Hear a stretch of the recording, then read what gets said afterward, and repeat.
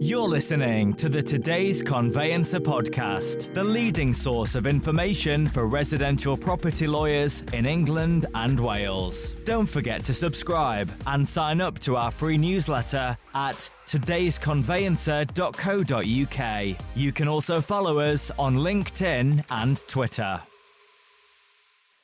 Hello, welcome along to the latest Today's Conveyancer podcast. It's a special edition today. We're talking about the Landmark Property Trends Report for Q3 of 2023.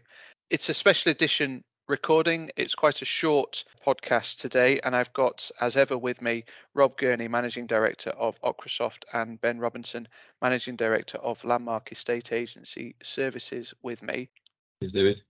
Hello. We were just joking before we started the recording. There's not a huge amount to say about the Q3 report because it paints a bit of a bleak picture. But let's go from start to finish. So we remember that the report talks about demand from a listings point of view. It talks about the way the transaction progresses through sold subject to contract, searches ordered, and then completions. Ben, in the first instance, can you give us some of the headline information about what that first part of the transaction looks like in this report? Yeah, I certainly can, David. And perhaps then we start on a positive, because actually supplies come back. And what I mean by that is, if we look at the couple of years following the COVID lockdown, it really was a tight market in terms of supply. There wasn't enough of it and there was plenty of buyers, so it was a seller's market. Now what we've seen is that shift entirely. It's on its head as quick as probably we've ever seen it, and now we have an overabundance of supply in comparison to demand. So listings are actually up on the last couple of years and sort of leveling around a normal year. So when you look at the year we compare back to 2019, they're just slightly up on that year. So there is quite a lot of stock available.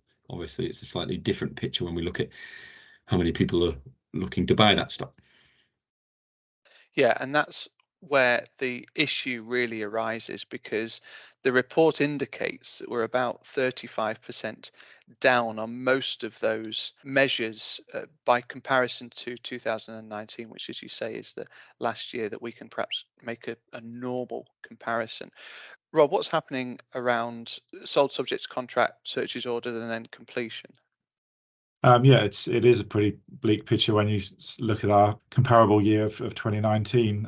When you look at the yearly increases and decreases, it's even more stark, because 2020, obviously the COVID year, remember the bounce back after the property market reopened, instruction levels for lawyers, which is the sold subject to contract statistic that we utilise, in 2020 was 33% above the 2019 average.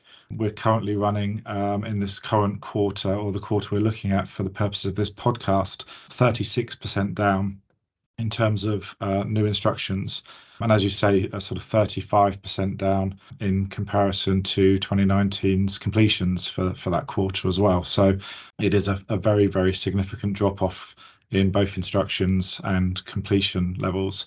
I suppose the most concerning is the instruction levels, the sold subject to contracts being so far down in this quarter.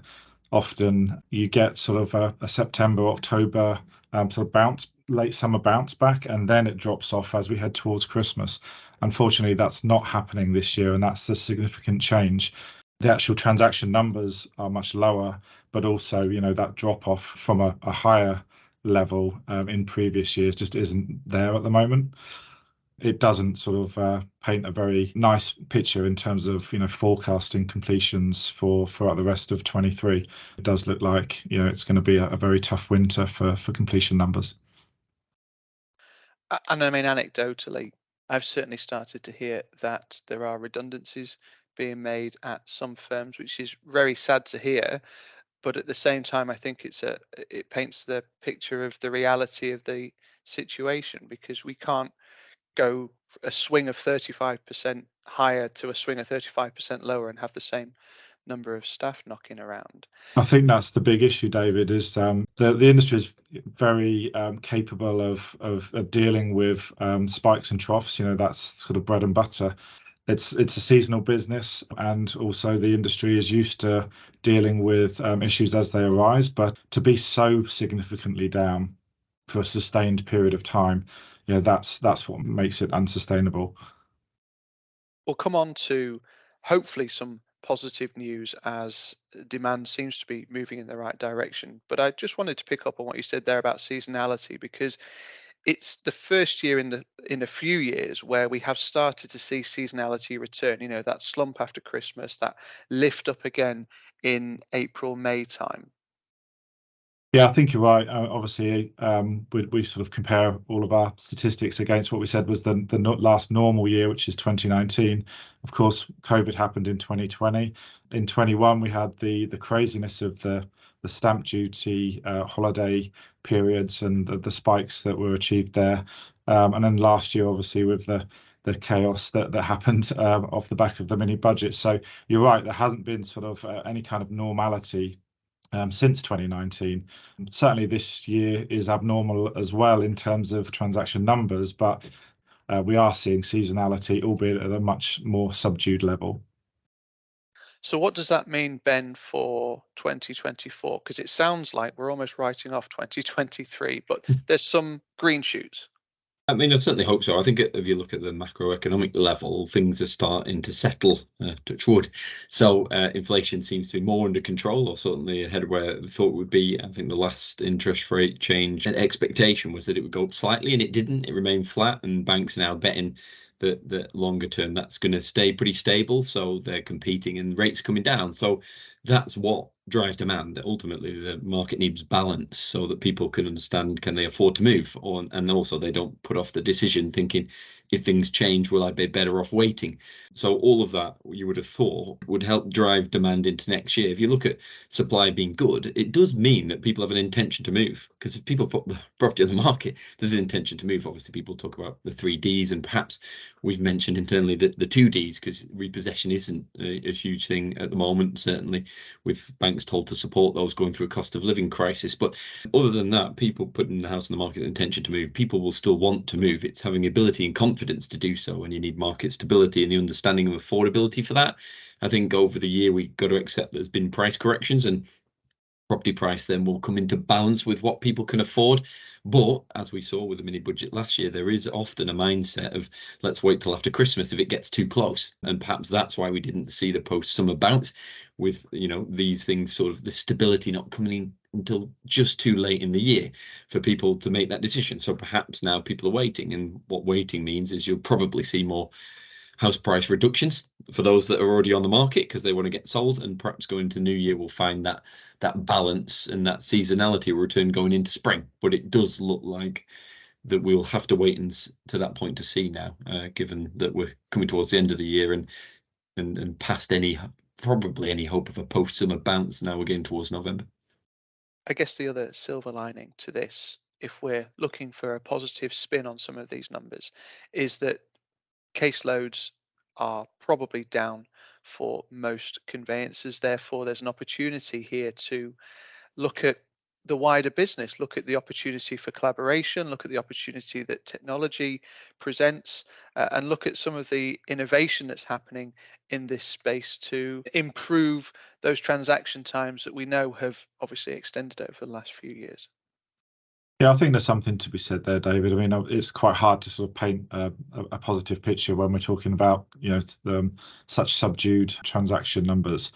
But you're quite right. The caseloads ought to be as manageable as they've ever been for conveyancing law firms right now.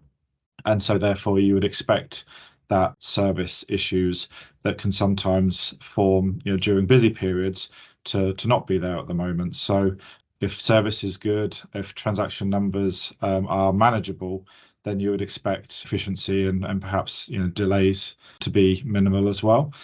And yeah, it might give lawyers and in fact all of the stakeholders in the industry time to sort of come together and sort of that collaboration is key phrase is a good one here, isn't it? Because estate agents and lawyers are often seen, aren't they, as adversaries, and that perhaps now is the perfect opportunity for the industry to sort of come together, collaborate, and work out how best to deal with these transactions in their current sort of rarefied state.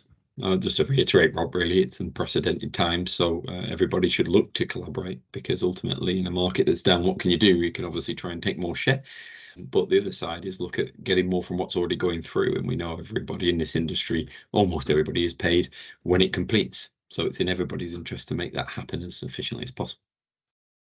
Brilliant. Well, I think we've probably painted as positive a picture on this as we possibly can, albeit accepting that the market is what it is, subdued but stable, according to the comments from your CEO that have been published in today's Conveyancer. Thank you very much indeed for your insight as ever, chaps. It's only a short podcast recording today, so hopefully this has been helpful.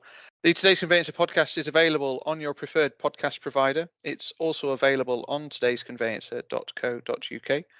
Thank you to Rob, thank you to Ben, thank you as ever for listening, and we'll see you again soon. You're listening to the Today's Conveyancer podcast, the leading source of information for residential property lawyers in England and Wales. Don't forget to subscribe and sign up to our free newsletter at todaysconveyancer.co.uk. You can also follow us on LinkedIn and Twitter.